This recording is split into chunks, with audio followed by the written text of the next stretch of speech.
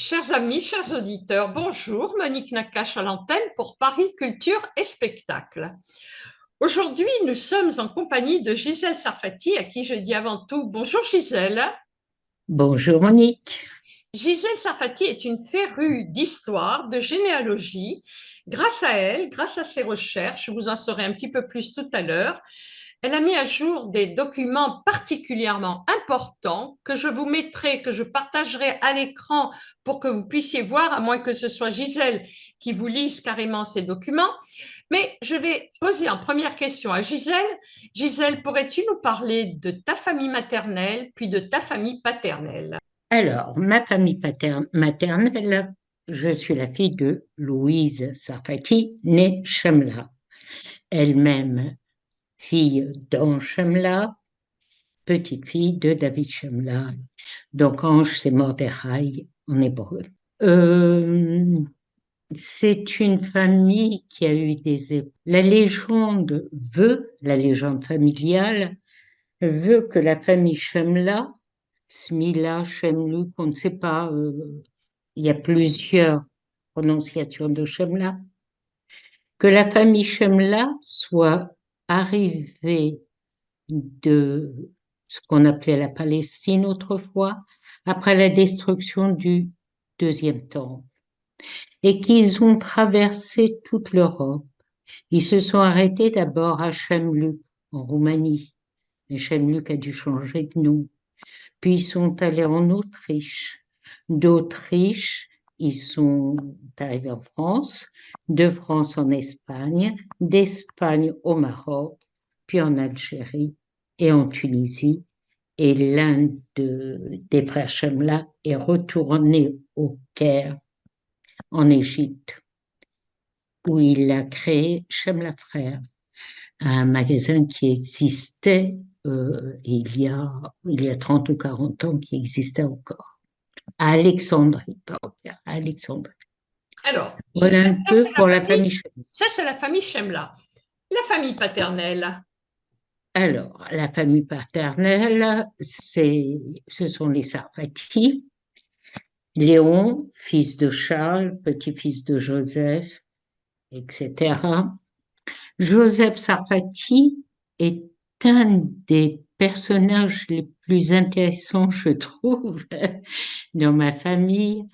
On raconte, et je pense que tout ce qu'on m'a raconté, c'est vérifié exact, qu'il exploitait l'alpha dans la haute steppe tunisienne, qu'il avait découvert un procédé de fabrication du papier à partir de l'alpha. C'est ce papier qu'on appelle le papier Joseph. Et bon, Très écolo il a en été, fait, hein? Très écolo. oui, et il a été décoré par la reine Victoria, à qui il a offert 2 pur sang arabes, paraît-il, quand elle est venue en Tunisie. Voilà, tout ça c'est une légende, mais j'ai vérifié tellement de choses, j'ai tellement de preuves. J'ai en particulier l'acte de naissance de mon grand-père Chaloum Sarfati. Euh, Son acte de naissance par Il a été déclaré donc par son père Joseph. Il est anglais, de nationalité britannique. Et là, nous sommes tous britanniques. J'ai mon acte de naissance britannique, l'acte de naissance britannique de mon père, de mon grand-père, de mon arrière-grand-père. C'est incroyable tout Magnifique. Mais ça. est-ce qu'il parlait Et anglais la ou pas même du chose. tout? Est-ce qu'il parlait anglais? Pardon, Est-ce qu'il je parlait n'ai pas entendu. anglais? Est-ce que ton grand-père... Non, Non, c'était l'acte de naissance en fait, hein?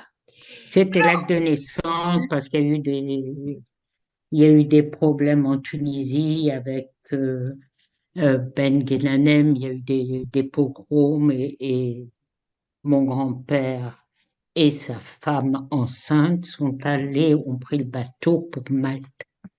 Donc mon grand-père est né à Malte, a été déclaré comme c'était relié à l'Angleterre, c'était un comptoir anglais. Et donc il est anglais. Et nous sommes tous anglais. Alors, Nous avons tous nos... Voilà. le Bon. sujet d'aujourd'hui, bien sûr, démarre avec la généalogie des deux familles Sarfati et Shemla, mais la deuxième question va nous amener ensuite à la troisième qui va être la plus importante et le sujet d'aujourd'hui. Comment se passait l'éducation des enfants et principalement celle des filles dans les deux familles? Alors, du côté Chemla, c'était le rêve. C'est-à-dire ma mère. Ma mère a eu une éducation comme on n'en avait pas en Tunisie à l'époque. Elle avait son professeur d'escrime, qui était, qui était un colonel d'armée française. Elle avait ses cours de musique. Elle avait les cours de natation. Son père lui a appris l'hébreu. Euh, voilà. Donc, elle est allée à l'école publique et laïque. Et elle a échoué à son brevet élémentaire. Son père lui a dit, que veux-tu faire? Repasser une année? Elle a dit non, je préfère aller à l'école italienne. L'école italienne, c'était une école où on apprenait à broder, à coudre, à faire de la pierrogravure, du cuivre repoussé. J'ai d'ailleurs un magnifique cadre de maman qui est en pierrogravure, tout pierrogravé, peint et entouré de cuivre repoussé. Voilà, donc, Et côté et Sarfati, puis, côté Sarfati, et, et du côté des Sarfati, ça a été une autre histoire, car moi, bien sûr, je parlerai de mon père. Mon père est né orphelin puisque sa mère est morte en couche. Et du côté de Sarfati, il y a eu 11 enfants. Et qu'est-ce que je peux dire? Comment étaient élevées les filles Sarfati? Je ne sais pas trop. Ce n'était pas, je crois, ils étaient cousins. les Sarfati et Mon les père et ma Shemla. mère étaient cousins, cousins germains. Mais je ne crois pas qu'il y ait eu une fille Sarfati qui ait eu la même éducation que ma mère. Du côté de ma mère, du côté donc maternel, il n'y a que 2 enfants. Du côté paternel, il y a 11 enfants. Mais si je comprends bien, Ange Chemla préconisait l'éducation des filles. Les filles Et comment donc? n'étaient pas reléguées à la cuisine uniquement ou au lavage de linge. Non, ma mère ne savait rien faire. Et quand il y a eu un revers de fortune, elle ne savait pas comment Voilà, on parce qu'il y a eu, allumait il y a le feu, eu, Gisèle, remplir une il y a eu grandeur et décadence. Il y a eu des faillites grandeur. euh, tonitruantes, en fait, hein. Tout à fait. Alors, tout ceci m'amène à poser la question principale, qui est le sujet de l'émission d'aujourd'hui et qui est le résultat des recherches que Gisèle a effectuées, qui sont toutes à son honneur. Ange Shemla a instauré l'alliance israélite dans leur ville, c'est-à-dire à Sousse. Et là, c'est Gisèle qui va nous en parler en long, en large, dans toutes les dimensions, parce qu'il y a beaucoup de choses à dire. Bon, alors je ne dirais pas, je n'emploierai pas le mot instauré, non.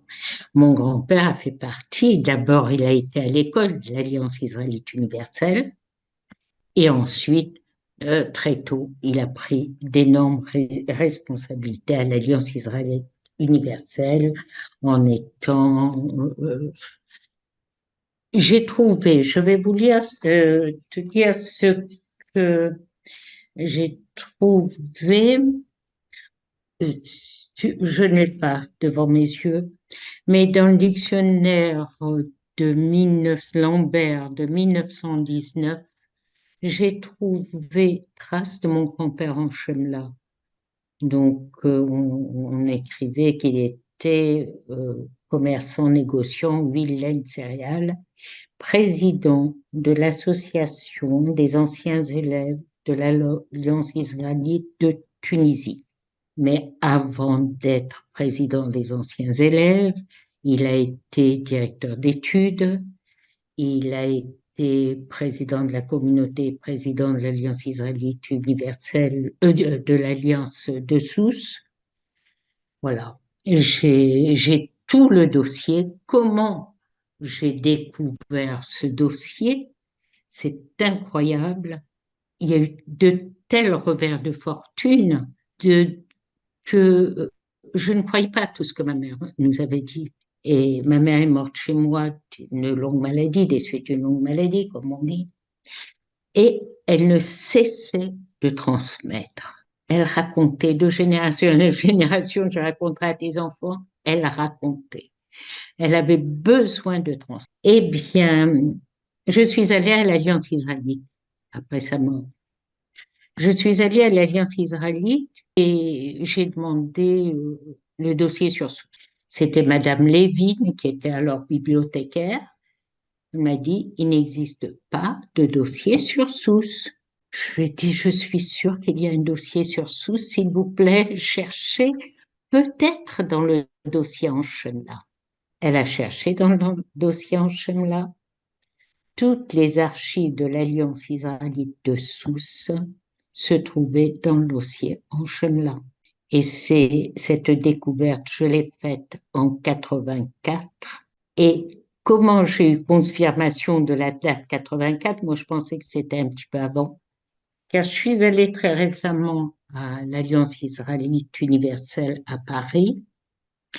Et ce n'est plus au 45 rue La Bruyère. Et dans les archives de Sousse, la première feuille, il y a écrit découvert en 1984.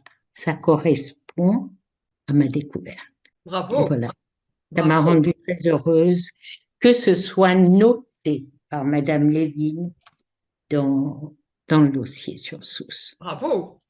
Voilà. J'ai fait Alors, beaucoup d'autres recherches. alors justement, Anchemla avait la plume facile.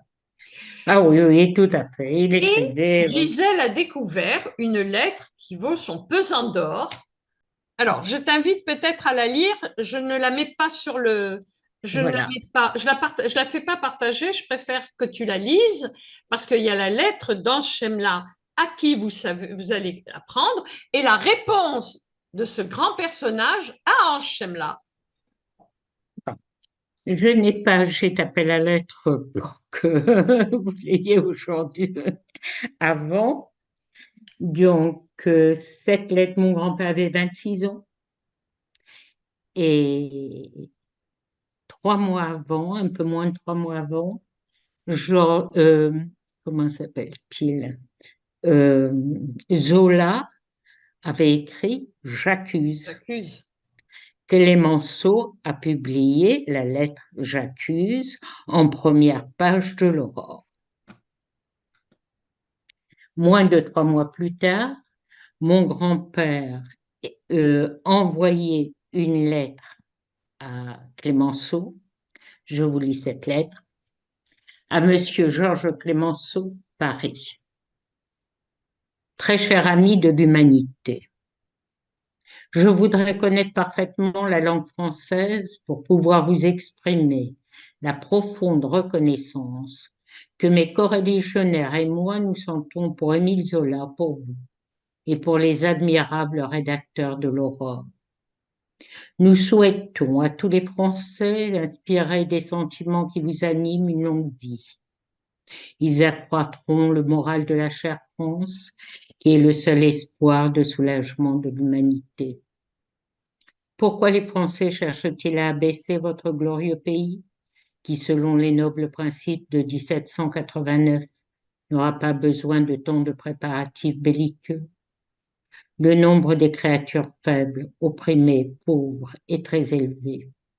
Toutes ces créatures de tous les pays béniront incessamment la nation qui les protège et maintient leurs droits. Et je pense qu'elles n'hésiteront pas à se sacrifier pour elles.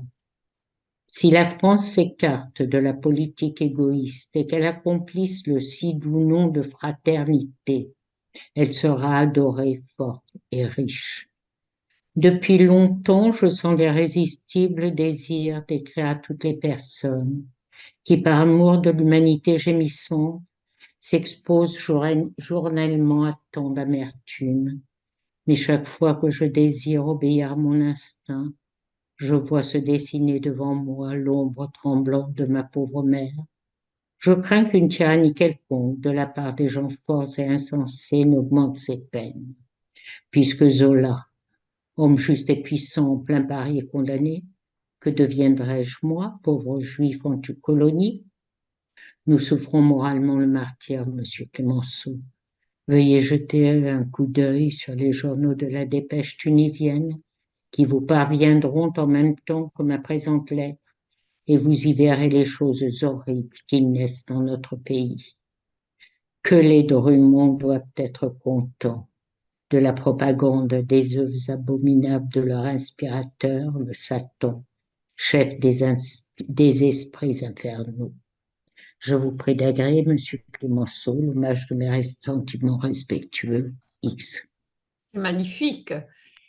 Et Gisèle va vous lire maintenant la réponse. Mais si je l'avais, je n'ai pas préparé, je ne m'attendais pas à la question. Mais je vais vous dire, Zola a signé X et il a dit, et voilà où nous en sommes.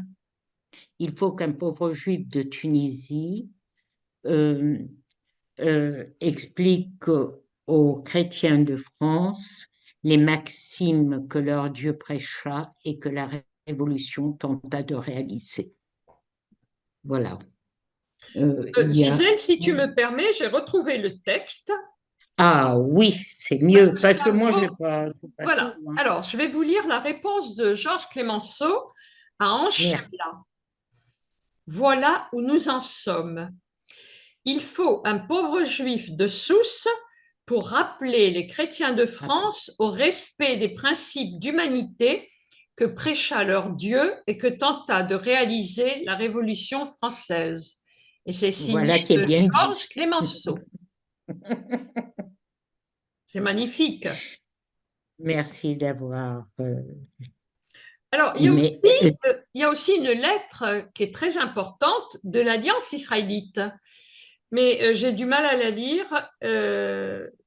J'essaie ah, de la grossir, mais non, ah, peut-être. Ah euh, oui, une lettre. la lettre de Rabbi Shalom Plat, Oui, voilà, exactement. Si tu l'as, ça vaudrait le coup ça, que je tu nous la l'ai. lises. Voilà. Alors, je lis ou j'explique qui est Shalom Plat Ben, tu peux d'abord. déjà dire qui est Shalom Flak, et puis si tu peux nous la lire. D'accord. Donc, Shalom Plat était professeur d'hébreu à l'Alliance israélite universelle. C'est à Rabbi Shalom Plat que mon grand-père a confié la préparation de la bar mitzvah de son fils, David. Rabbi Shalom Plat, quand je suis allée en Israël, j'avais terminé presque toutes mes recherches et en 84, je suis allée en Israël à l'Institut Benvi, à l'Institut Yalta Ben-Gvir et j'ai fait des recherches. Et à l'Institut Benvi, on m'a dit que Rabbi Shalom Plat était un exégète biblique, qu'il avait écrit un tas de commentaires, des textes qu'il signait de son sobriquet Aroé, celui qui voit, le témoin. Donc ça, c'est en 84. Je vous lis les archives de Alliance israélite, là c'est sous le 23 novembre 1925. Et c'est une lettre écrite par mon grand-père, Shemla. Monsieur le Président, nous avons l'honneur d'attirer votre bienveillante attention sur le cas du rabbin Shalom Plat, qui a servi pendant 26 ans au titre de professeur d'hébreu dans notre école de Sousse. C'est écrit très petit. Durant ces longues années, euh, le rabbin Shemouchlar n'a cessé de faire preuve d'activité, de conscience et de dévouement dans, euh, alors, je n'arrive pas de, de ça, bon, C'est en il effet écrit s'est très petit, mais il y a des attaché phrases que tu sur, peux sauter. Il y a des phrases que tu peux sauter, Gisèle. Le plus important, c'est de donner oui, l'idée d'accord. générale de la lettre. Aujourd'hui, le rabbin Flach, âgé, atteint par l'âge de l'infirmité, il est âgé de 70 ans et dur d'oreille, aspire à prendre une légitime retraite. Nous faisons donc appel à votre haute équité et vous prions de vouloir bien lui accorder la somme de 5 000 francs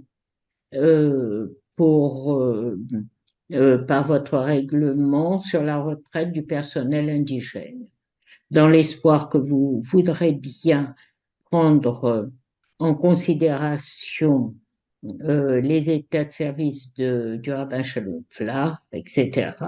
Voilà, l'expression de nos sentiments dévoués. Le président du comité central, en Shemla. Bravo. Voilà. Bravo, parce que alors j'ai tenu à mettre des carrelages qui rappellent, qui sont à Tel Aviv au centre Suzanne Dalal et qui rappellent le développement de l'Alliance israélite. Donc ça ne se porte pas précisément sur Sousse ou Tunis, mais on voit très bien les rabbinim. C'est vraiment, c'est très très beau et c'est surtout très coloré. Oui, c'est magnifique. Gisèle, as-tu autre chose à dire sur le développement de l'Alliance? Parce que ça vaudrait le coup que les chercheurs te contactent et se penchent sur ces documents qui sont extrêmement importants. Écoutez, l'Alliance israélite a été fondée suite à tous les problèmes, tous les pogroms, tous les problèmes qu'il y a eu dans les différents pays, que ce soit en Afrique, que ce soit en France, que ce soit en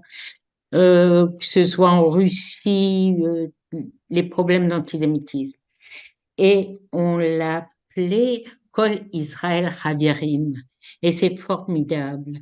Et c'est un groupement, donc, de tous les juifs du monde. C'est extraordinaire. L'Alliance israélite a été créée par Moïse de Montefiore et puis il y a eu Adolphe Crémieux, il y a eu, bon, donc, c'était quoi l'Alliance israélite universelle? C'était un mouvement de résilience, comme on le voit aujourd'hui en Israël, avec la guerre, avec toute cette solidarité qui se crée. Nous avons, j'ai l'impression, en Israël, écoute, je parle comme je ressens et un petit peu au brouillon, on a l'impression que chaque juif en Israël ou en diaspora est une cellule de, de, de l'homme, de tous les juifs du Avec, monde. avec l'étincelle Voilà, divine. voilà. Et donc, ça a été quelque chose d'extraordinaire. Et à quoi servait donc l'enseignement, la solidarité, aider les pauvres, euh, développer ce que j'ai beaucoup aimé, c'est aussi parler des femmes. J'ai une très belle lettre de mon grand-père que j'aimerais peut-être vous lire ou pas, où, où on parle de la création, de l'inauguration d'une bibliothèque. Donc, une bibliothèque, ce que j'aime beaucoup dans l'Alliance israélite, c'est le respect aussi de liberté, égalité, fraternité. Si tu as la lettre, si tu veux nous la lire, c'est avec plaisir. Oh, je vais te lire. je vais lire quelques passages. Oui, quelques passages, Euh, parce que le temps qui oui, nous quelques est passages, imparti c'est beaucoup avance trop vite. long, mais c'est formidable. Donc, et voilà. Euh, donc, au milieu d'une influence considérable de personnes formées surtout par la mémoire de l'association, qui ont tenu à être presque tous présents au thé. Donc, il s'agissait d'un thé offert pour l'inauguration de cette bibliothèque. Ce qui est très intéressant.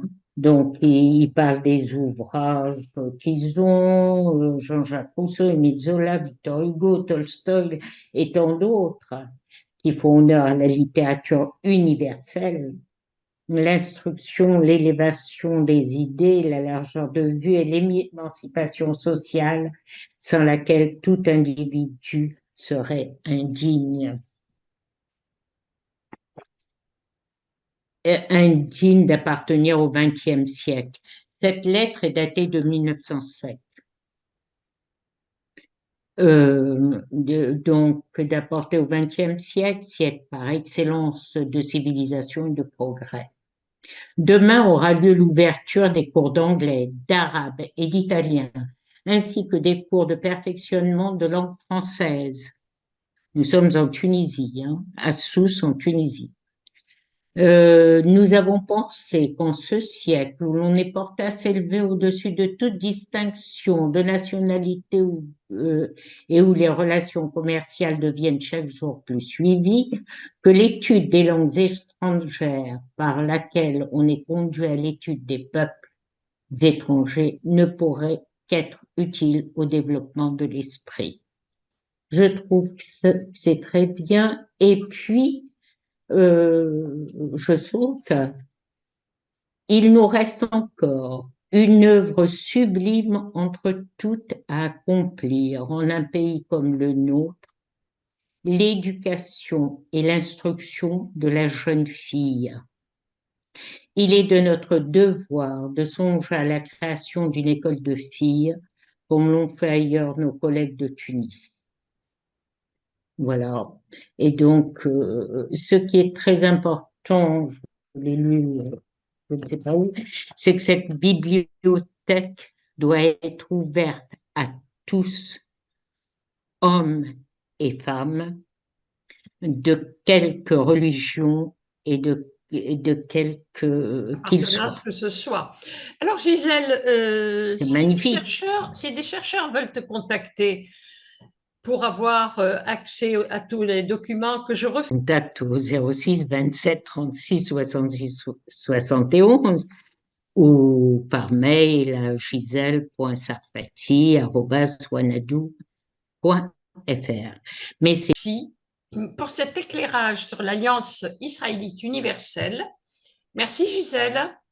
merci Monique. À très bientôt. À très bientôt. Quant à moi, chers amis, Merci. je vous dis à la semaine prochaine. Monique Nakache pour Paris, Culture et Spectacle.